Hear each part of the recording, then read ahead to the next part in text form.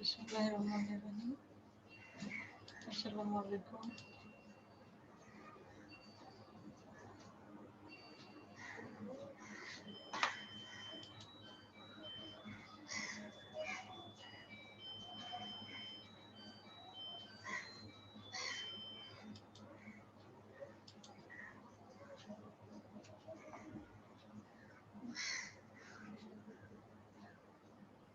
আসসালামু আলাইকুম।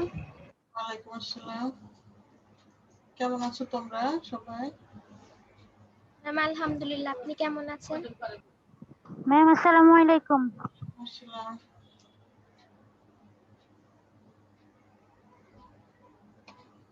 ম্যাম কেমন আছেন? একটু অসুস্থ বাবা, একটু ঠান্ডা ঠান্ডা গলা ব্যথা। ম্যাম বেশি বেশি করে রং চা খেন, ঠিক হয়ে যাবে ইনশাআল্লাহ।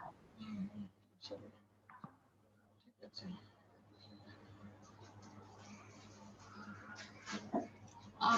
আবৃত্তি, তোমার কি অন্য নাম আছে?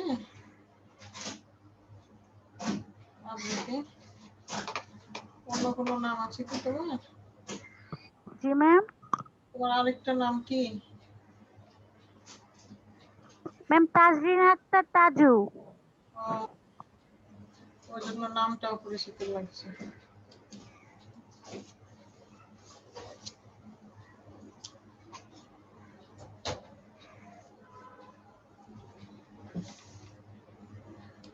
বলো তো কোন দুটা প্র্যাকটিক্যাল আজকে দেখার কথা? বলো তো।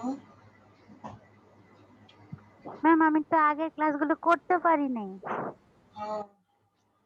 ইউটিউবে আছে কিন্তু দেখে নিও। জি ম্যাম অবশ্যই। হ্যাঁ দেখে নিও।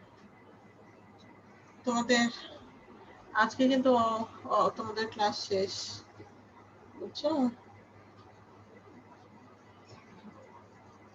Ma'am practical class? সব ক্লাসই শেষ। তবে আমি যে প্র্যাকটিক্যাল আজকে দেখাবো তোমাদের যে দুটো, এটা তোমরা খাতায় দেখাবে বা কোনো অসুবিধা হলো কিনা, এই জন্য সামনের সপ্তাহে মঙ্গলবার একই সময়ে ইনশাল্লাহ আল্লাহ সুস্থ রাখে তো আমরা আবার বসবো, শুধু আমার প্র্যাকটিক্যালটা। আর অন্যান্য সাবজেক্ট কিন্তু তোমাদের ক্লাস 30 তারিখ থেকে সাসপেন্ড হওয়ার কথা। নোটিশ আসা পর্যন্ত তোমরা অপেক্ষা করো। হ্যাঁ, এটাই ফাইনালি নিও না, তো আমি যতদূর জানি আর কি। তোমাদের কোনো প্র্যাকটিক্যাল সংক্রান্ত বা ভূগোল সংক্রান্ত কোনো অসুবিধা হলে গ্রুপে জানতে চেও, ঠিক আছে? জি ম্যাম। দেখতে দেখতে তোমাদের কলেজ লাইফ, কলেজ জীবন শেষ হয়ে গেল। পরীক্ষা কখন হবে হবে না সেটা একমাত্র আল্লাহ জানেন, কিন্তু জি ম্যাম। ম্যাম সেকেন্ড ইয়ারের ক্লাসগুলি তো করতে পারলাম না। হ্যাঁ, শেষ হয়ে গেল। আর তোমাদের পরে আসসালামু আলাইকুম। ওয়ালাইকুম আসসালাম। তোমাদের পরে যারা ভর্তি হয়েছিল তারা তো কোনো ক্লাসরুমই দেখে নাই, ওদের 1 বছর পার হয়ে যাচ্ছে।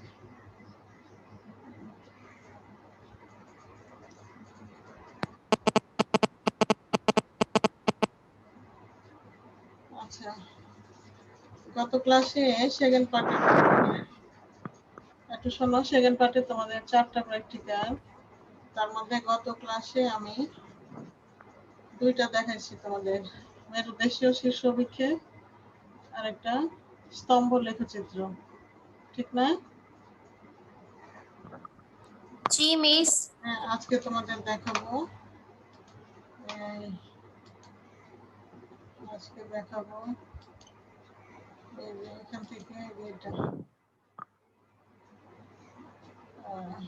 বয়স লিঙ্গ পিরামিড যেটা। আজকে তোমরা কথা বলো, আমার একটু কথা বলতে কষ্ট হচ্ছে, গলায় প্রচন্ড ব্যথা হচ্ছে, তো আমি একটু ওই জন্য আস্তে কথা বলছি। তোমরা আমার কাছে জিজ্ঞেস করো। হ্যাঁ,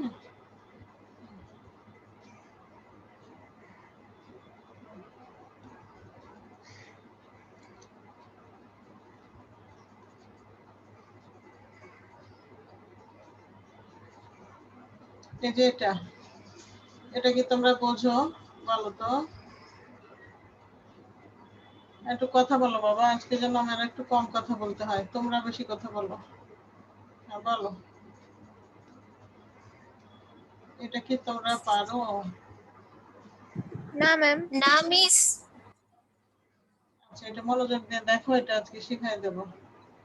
হ্যাঁ, এটা এই জিনিসটার নাম বয়োলিঙ্গ পিরামিড। কি নাম বললাম বলো? বয়ো পিরামিড বা বয়স লিঙ্গ ভিত্তিক পিরামিড। এটা তোমাদের আছে, এই যে বয়ো পিরামিড। এই জিনিসটা কাকে বলে? এই যে দেখো ব্যবহারিক। একজন একটু এটা পড়ে শোনাও তো বাবা, পড়লে এটা এটা আমি নিজেই পড়ে শোনাতাম, কিন্তু আমার কষ্ট হচ্ছে। একটু এখান থেকে একটু পড়ে দেখো, শোনাও তো বাবা একজন, কে ভালো পড়তে পারবা? এটা পড়ো, এটা পড়ে আমরা প্র্যাকটিক্যালটায় যাব। পড়ে শোনাও।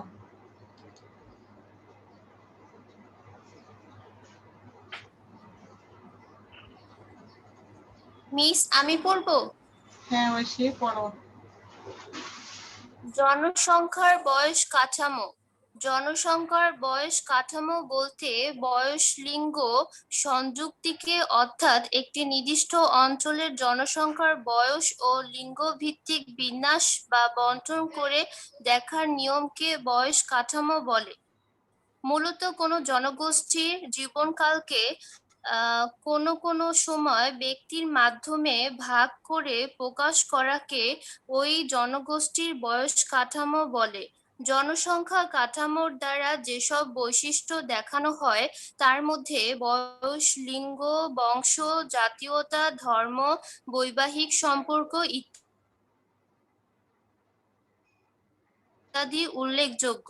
বয়স যেমন জন্মশীলতা, মরণশীলতা, 3 নাম্বার হচ্ছে অভিগমন। জনসংখ্যার বয়স কাঠামো ভেদে 0 থেকে 4, 5 থেকে 9, 10 থেকে 14, 15 থেকে 19, 20 থেকে 24, 25 থেকে 29, 30 থেকে 34, 35 থেকে 39, 40 থেকে 44, 45 থেকে 49 ইত্যাদি বয়স বিরতির প্রেক্ষিতে হয়ে থাকে। এটাও পড়ো। মিস বয়স পিরামিড অঙ্কন এটা পড়বো? হ্যাঁ হ্যাঁ, এটা খুব মনোযোগ দিয়ে পড়ো, সবাই মনোযোগ দিয়ে শোনো। এই অঙ্কনটাই আজকে তোমাদের শেখাবো। হ্যাঁ, একটু মনোযোগ দাও, কারণ আজকে আমি অনেক অসুস্থ, তাও তোমাদের ক্লাস নিতে বসেছি, যে কারণ তোমাদের আর সময় নাই বাবা, মানে আমাদের হাতে সময় নাই, কারণ এর ফলে তোমাদের ক্লাস সাসপেন্ড হয়ে যাবে। সেই জন্য হয়তো এই ক্লাসটা পরে নিতে পারতাম, কিন্তু তোমাদের জন্য একটু কষ্ট করে হলেও আজকে বসছি। এই জন্য একটু মনোযোগী হও, আমি আজকে একটু কম কথা বলতে পারছি, তোমরা কথা বলো। হ্যাঁ, এটা পড়ো, কিভাবে আঁকবো। জনসংখ্যা পিরামিড অঙ্কন খুবই সহজ।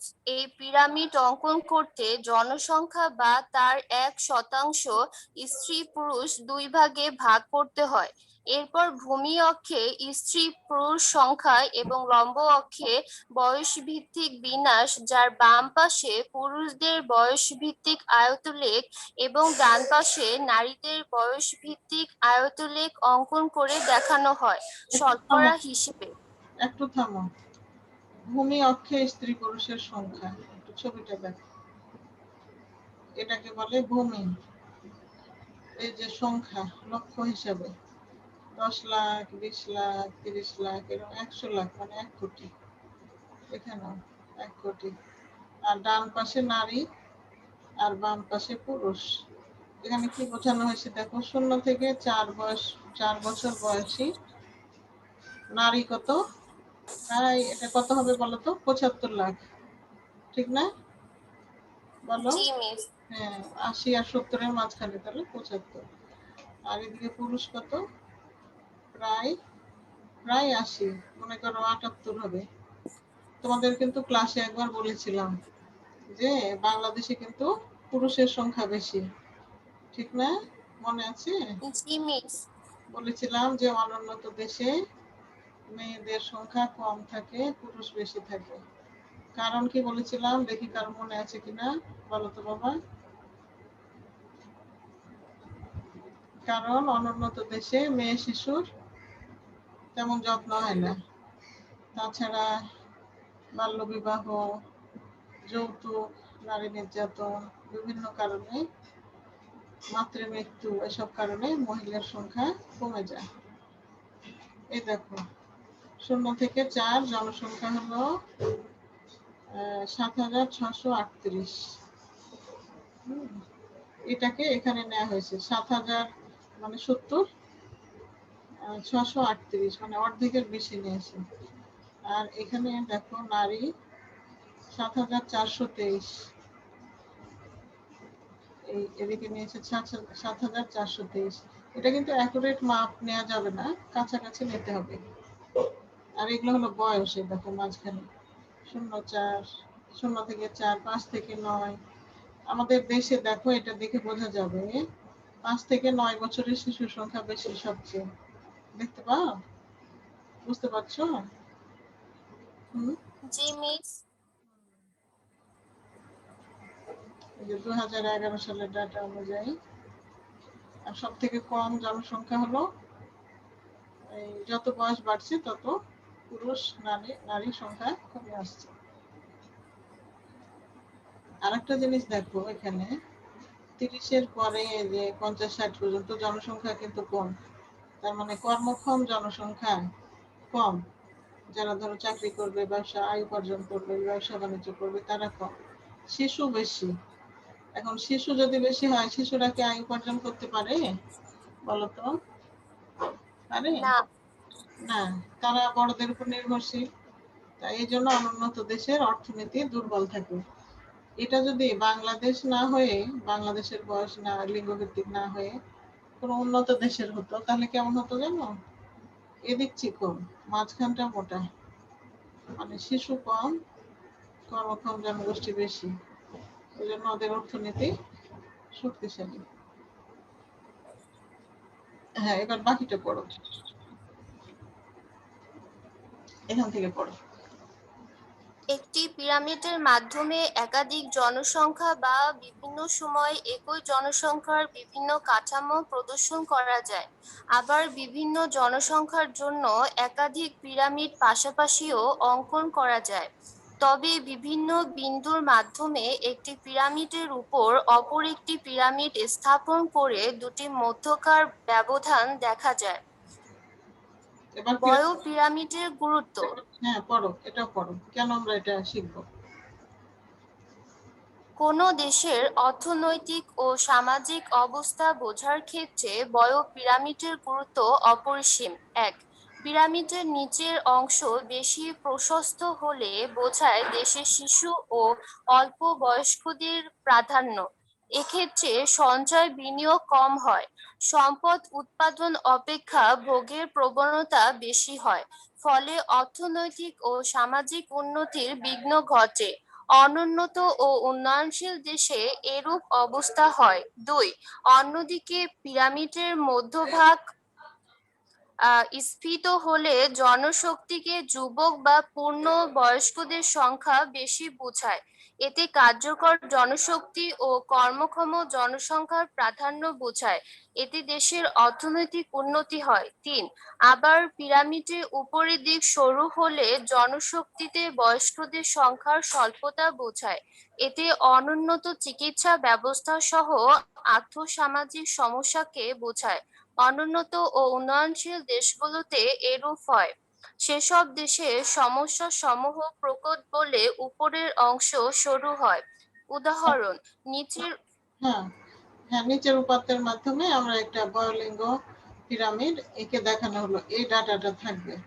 এখন দেখো, ওই যে যেটা বললো যে নিচের অংশ প্রশস্ত হলে অল্প বয়স্ক শিশুদের সংখ্যা বেশি, তাই না? এবার বুঝতে পেরেছো কথাটা? আর মাঝখান স্ফুত হলে, মানে মাঝখান যদি মোটা থাকতো, তাহলে এটা উন্নত দেশ বোঝাতো। অঙ্কন দেখো, অঙ্কনটা আমি তোমাদের আগেই একবার এটার ক্লাস নিয়েছিলাম, বুঝছো? এটা আমি এখন একে দেখাই, তোমরা মনোযোগ সহকারে দেখো। এটা আগের ভিডিও, তোমাদেরই ক্লাস, তোমরা দেখেছো কি দেখো নাই আমি ঠিক জানি না। ওই ভিডিওটা একটু প্লে করছি। হ্যাঁ, যেহেতু আজকে আমার কথা বলতে কষ্ট হচ্ছে এবং একই জিনিস তোমাদেরই করিয়েছি, তোমরা এটা আবার দেখো কোথায় সমস্যা আমাকে একটু বলো, পারবে না? হ্যাঁ, মনোযোগ দিয়ে দেখো। হ্যাঁ দেখো,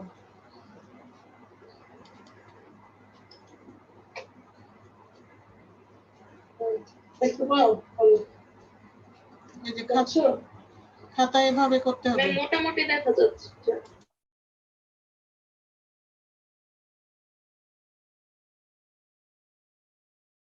তোমাদের বইতে কত পৃষ্ঠা বললাম?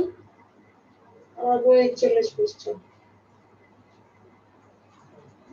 বইতে বের করো, বই আছে। দেখতে পাচ্ছ তোমরা? 58 পেজ।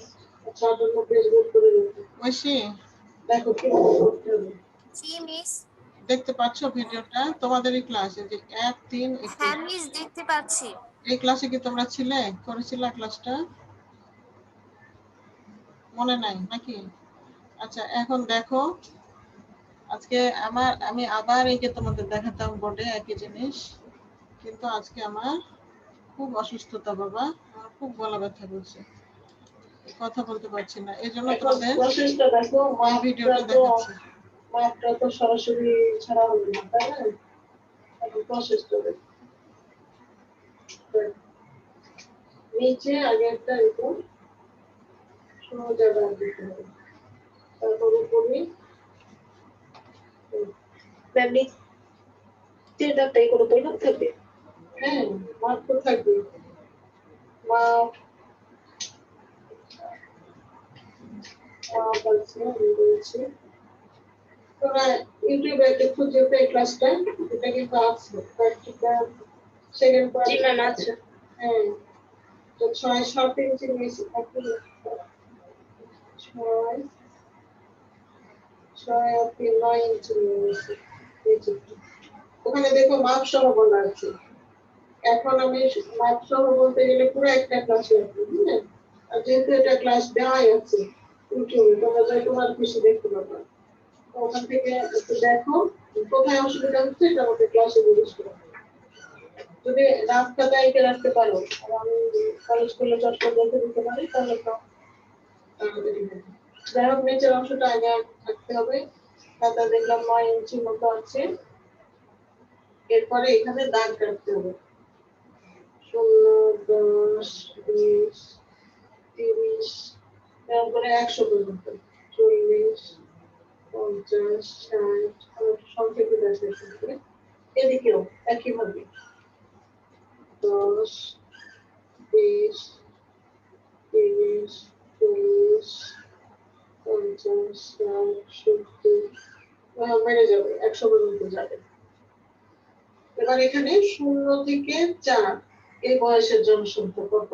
আমাদের এই বইতে দেখবো এরকম একটা ছক আছে, টেবিলের উপরে একটা ছক আছে, দেখতে পাও?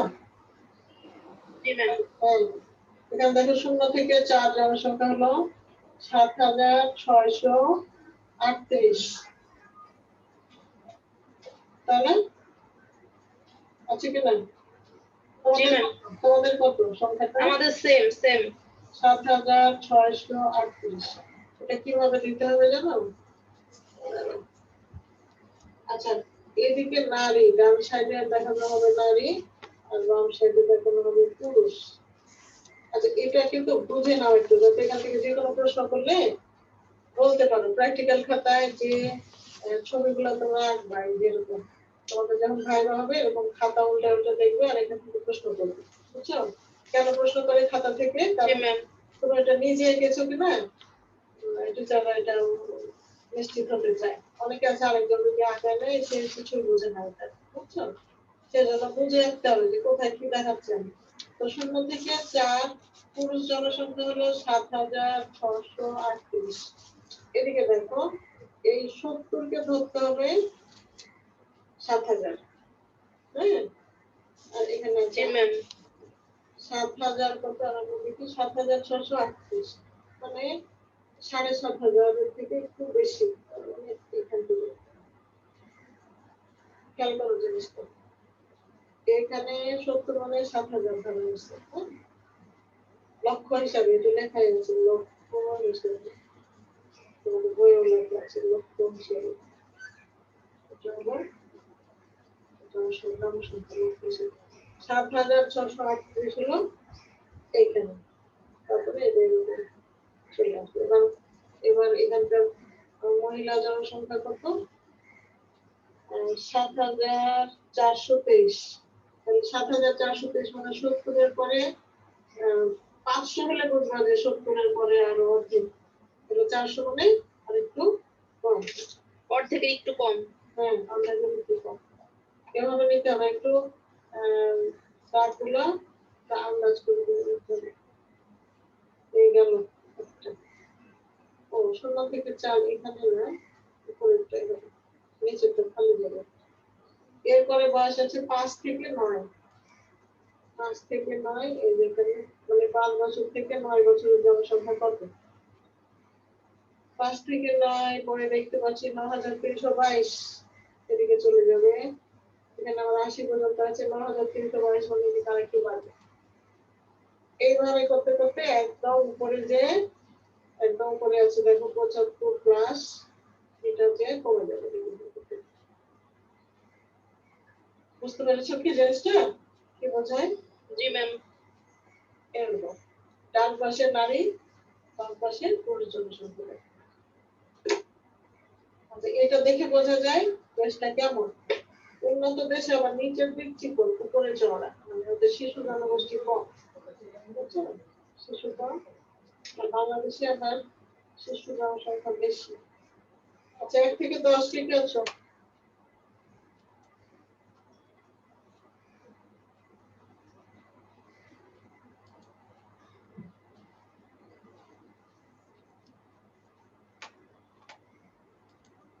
আচ্ছা, এবার বলো আঁকার প্রসেসটা বুঝেছো?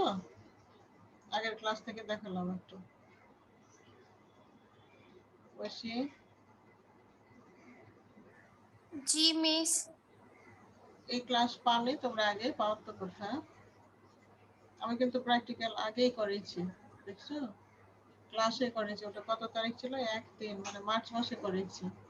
তোমাদের করতেও বলেছি খাতায়, তোমরা খেয়াল করো না। এখন কথা হলো, এটা কি তোমরা মাপ দিতে পারবা?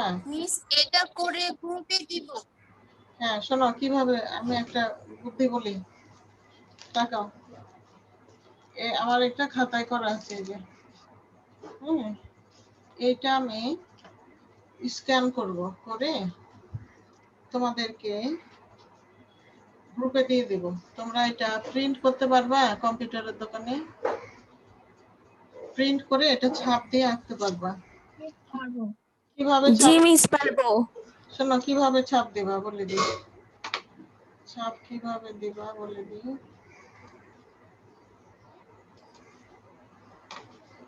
দাঁড়াও। তোমরা যদি বলো যে মিস আমাদের তো এখন ট্রেসিং এর টেবিল নাই, এটা বলতে পারো, ঠিক না? তোমরা একটা কাজ করবা, দেখো বলছি। মনে করো আমি তোমাদের পাঠালাম, মেইল করলাম, নাহলে মেসেঞ্জারে দিলাম, গ্রুপে, প্র্যাকটিক্যালের গ্রুপে দেখবা। তো এরকম পেজে প্রিন্ট করবা A4। হ্যাঁ, প্রিন্ট করলে তো ছবিটা এখানে থাকবে। তারপর প্র্যাকটিক্যাল খাতার উপরে আমরা বসাবা। বসায়ে এরকম পেন্সিল দিয়ে যদি দাবায়ে চাপ দাও, তাহলে নিচে ছাপ পড়বে কিনা বলো? পড়বে না? জি মিস পড়বে। তা এভাবে নিতে পারবে না, এটা ট্রেসিং টেবিলের বিকল্প, কাঁচের টেবিলটার বিকল্প। এভাবে চাপ দাও, অথবা কালি ছাড়া কলম দিয়ে চাপ দেবে। তখন দেখবা যে নিচে ছাপটা উঠে গেছে। পারবা? জি মিস পারবো। তাহলে বয়লিঙ্গ পিরামিড জিনিসটা কি, কাকে বলে, এটা দেখে কি বোঝা যায়, এবং আঁকার প্রসেস এটা তোমরা দেখলে। এখন মাপটা যাতে সবটা নিখুঁত নিতে পারবে কিনা, পারলে ভালো, না হলে আমি একটা মেইল করে দেবো। একটু সুস্থ হয়ে উঠি, হ্যাঁ আমি একটু অসুস্থ, তোমাদের বলেছি আগে। 2-3টা দিন একটু রেস্ট নেই, তারপরে আমি এটা এঁকে, এটা তো পেন্সিলে বুঝছো, এটা কলম দিয়ে আঁকতে হবে। কলম দিয়ে কি আমি তোমাদের গ্রুপে দিয়ে দেব। আর আরেকটা যে ছিল ওটাও এভাবে দিয়ে দেবো। আরেকটা হলো বিন্দু। বিন্দুটা বের করি। বিন্দু মানে জনসংখ্যার বন্টন। এই চারটা করলেই তোমাদের শেষ। এই যে এটা দেখতে পাও, এই যে বিন্দু বিন্দু বসানো। জি মিস। ম্যাম এটা করানো হয়েছে তো আমাদের। এটা কি খাতায় করেছো?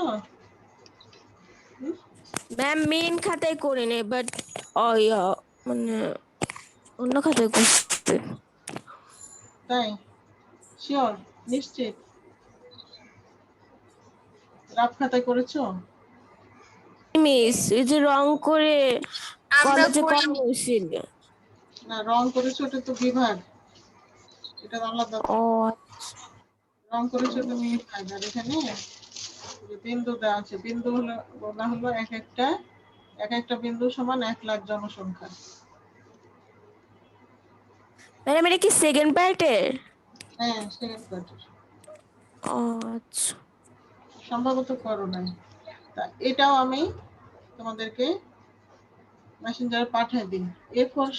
A4 কাগজে প্রিন্ট করবা কম্পিউটারের দোকান থেকে। তারপরে কি করবা, খাতার উপরে রাখবা এভাবে রেখে, হ্যাঁ, কালি ছাড়া কলম দিয়ে বা পেন্সিল দিয়ে এবারে এভাবে দাবায়া একটু আঁকবা। তাহলে ছাপ পড়ে যাবে না নিচে? বলো পড়বে কিনা? জি মিস পড়বে। হ্যাঁ, এটা এঁকে নাও তাহলে তোমরা। আমি তো এটা, আচ্ছা এটা একটু ডাটা লিখতে হবে। ডাটা বইয়ে কত পৃষ্ঠা একটু বলে দিচ্ছি। হ্যাঁ, এই যে এভাবে লিখতে হবে কোন কোন জেলার জনসংখ্যা এবং কত বিন্দু। বইয়ে দাঁড়া, বই থেকে দেখো। এই দুইটা আর গত ক্লাসে যে দুটো দেখেছি, মেরুদেশীয় শীর্ষ অভিক্ষেপ আর স্তম্ভ লেখচিত্র, ওই দুটো তো পারো। ওই দুটো আর এই দুটো, এই চারটা হলো সেকেন্ড পার্টের তোমাদের শর্ট সিলেবাস। হুম,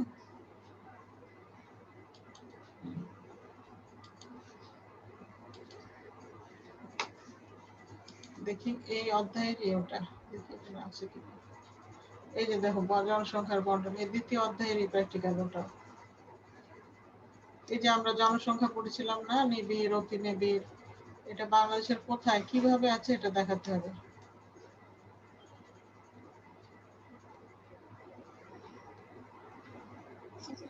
এই যে এটা এটা এই হলো ডাটা।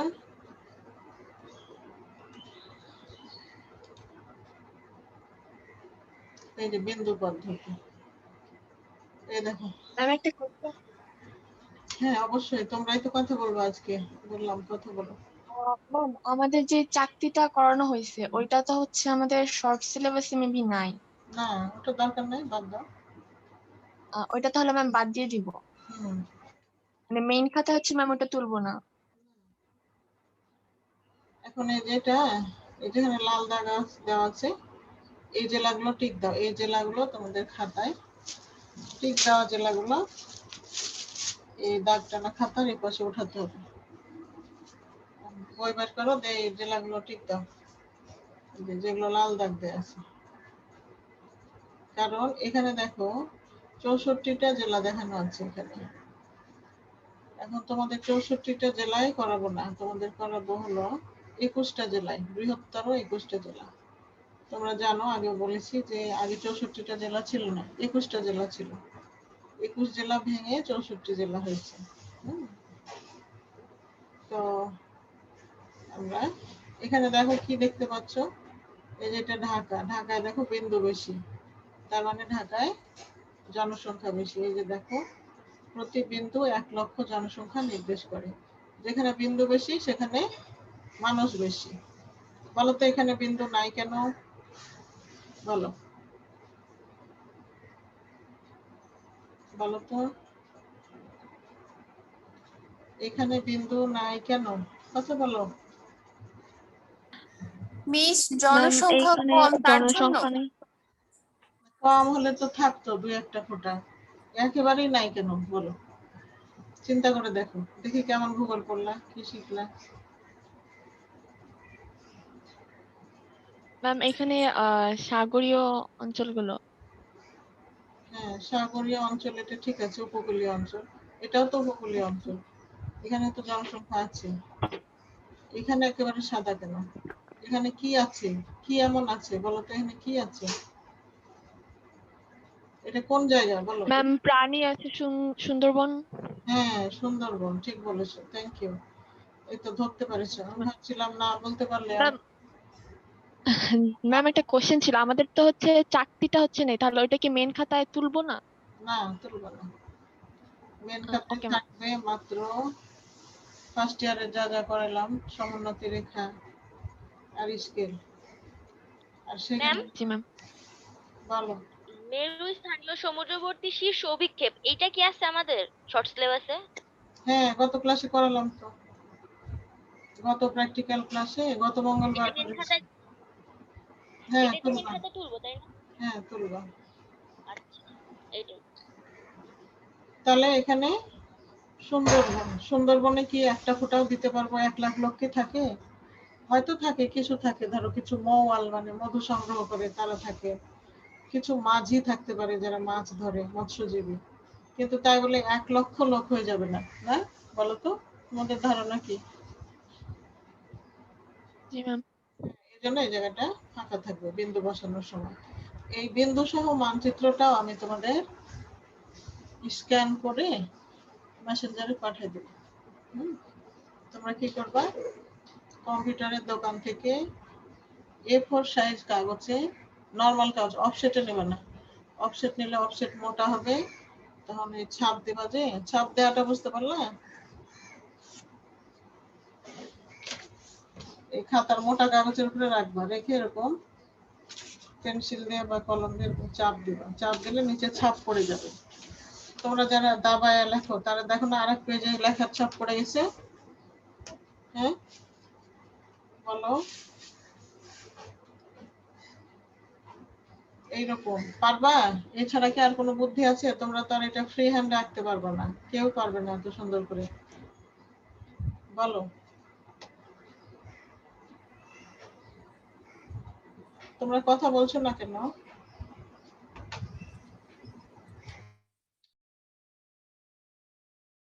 ম্যাম, স্ক্রিনের এই মানচিত্রটাই তো আমাদের মেন খাতায় তুলতে হবে তাই না?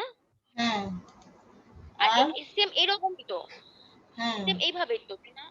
আর এই এই জেলাগুলা তুলবা, জেলাগুলা দাগ দাও, যে কয়টা লাল দাগ দাও আছে, অথবা স্ক্রিনশট নাও। এই জেলাগুলোতে আমরা বিন্দু বসাবো। এটা প্রশ্ন, এটা প্রশ্ন হলো জেলাওয়ারি বাংলাদেশের ঘনত্ব দেখাও।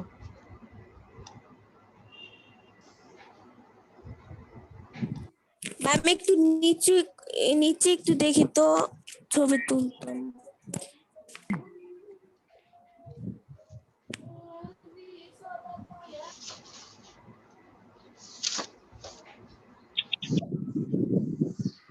ম্যাম এই প্রত্যেকটার ছবি তুলে মানে ছবিগুলো আপনি আমাদেরকে দিয়ে দেবেন, তাহলে আমরা প্রিন্ট আউট করে ছাপায়া করতাম। না, ওটা আবার হবে না, ওই যে মেরুদেশে ওটা হবে না, ওটা মাপ নিয়ে করতে হবে, বুঝছো? এই দুইটা হবে, যেগুলো হবে এগুলো দিয়ে দিচ্ছি। মিস বলো। মেরু স্থানীয় শীর্ষ অভিক্ষেপটা একটু এঁকে দিলে ভালো হতো মিস। এটা তো কম বেশি হয়ে যাবে মাপে।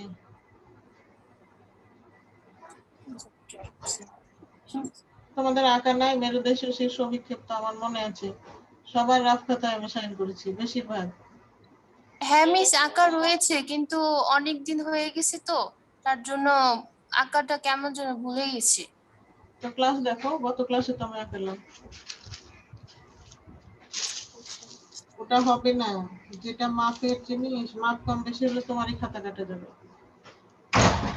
যেটা যেভাবে সম্ভব আমি সেটা দিয়ে দেবো সেভাবে। আচ্ছা, এভাবে তোলো, ছবি তুলেছ? জি মিস। হ্যাঁ, এইগুলো কিভাবে লিখবো দেখো তো।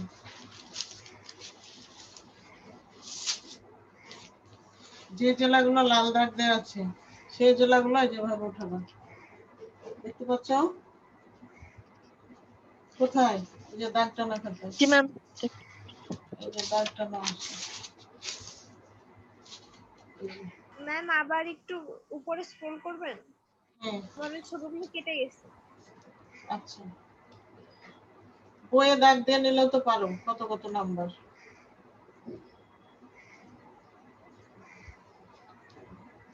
ঢাকা, ফরিদপুর, জামালপুর, ময়মনসিংহ।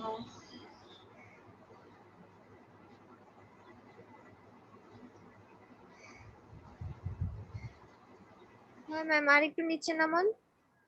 আচ্ছা,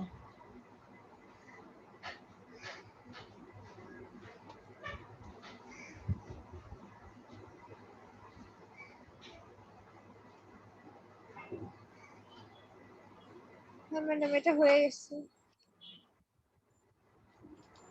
রংপুর,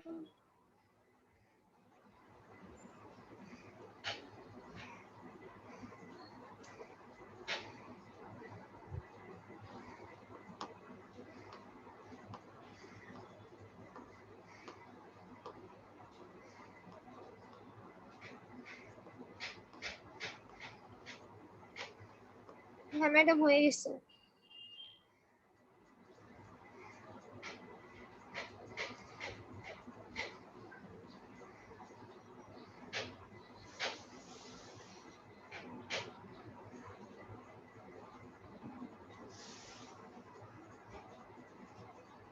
হ্যাঁ ম্যাডাম হয়েছে। ডান ম্যাম, থ্যাংক ইউ। শেষে একটা আছে যে বান্দরবান। প্রশ্নটা লিখবা এইভাবে, আবার শোনো। ওই যে দাগ টানা অংশে, তোমরা তো জানো দাগ টানা অংশে প্রশ্ন লিখতে হয়, তাই না? স্কেলের প্রশ্নগুলো লিখছো না, ওরকম লিখবা যে জেলাওয়ারি বাংলাদেশের জনসংখ্যার ঘনত্ব 2011, এটা লিখবা, এটাই প্রশ্ন। তারপরে এই ডাটা লিখবা, সবগুলো জেলা লিখবা না। ঢাকা জনসংখ্যা নির্ণয় বিন্দু, মানে এই ঢাকার জনসংখ্যাকে 1 লাখ দিয়ে ভাগ করা হয়েছে। একটু তাকাও, জিনিসটা বুঝো। মোট জনসংখ্যা হাজার হিসাবে, হাজার মানে এখানে 3টা শূন্য আছে, কিন্তু 1 2 3টা শূন্য ধরে নিতে হবে। কথা বুঝছো?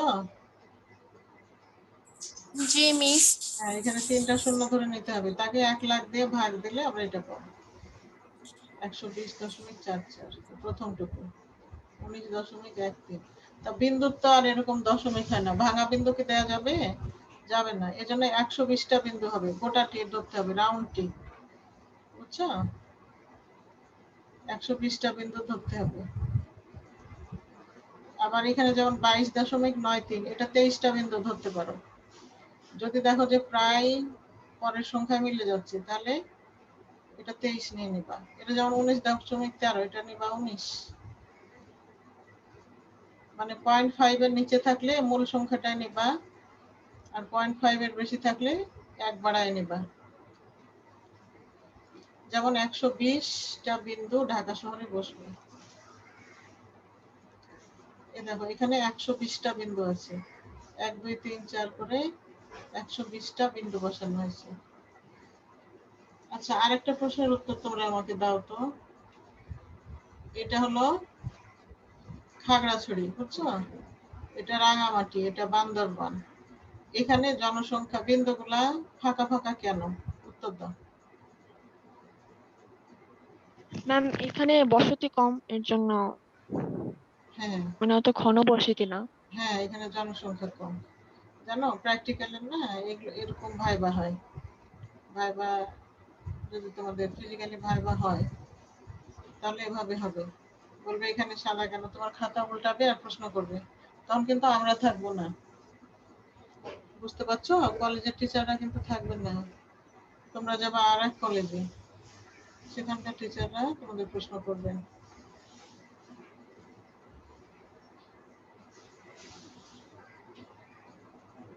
বলো, এটাও আমি পাঠিয়ে দিব। স্ক্যান করে। আর এর আগে কোনটা দেখালাম, বয়লিঙ্গ পিরামিড, সেটাও পাঠিয়ে দেবো। আর কি থাকে, স্তম্ভ, আচ্ছা স্তম্ভও দিয়ে দেবো। আর কোনটা যেন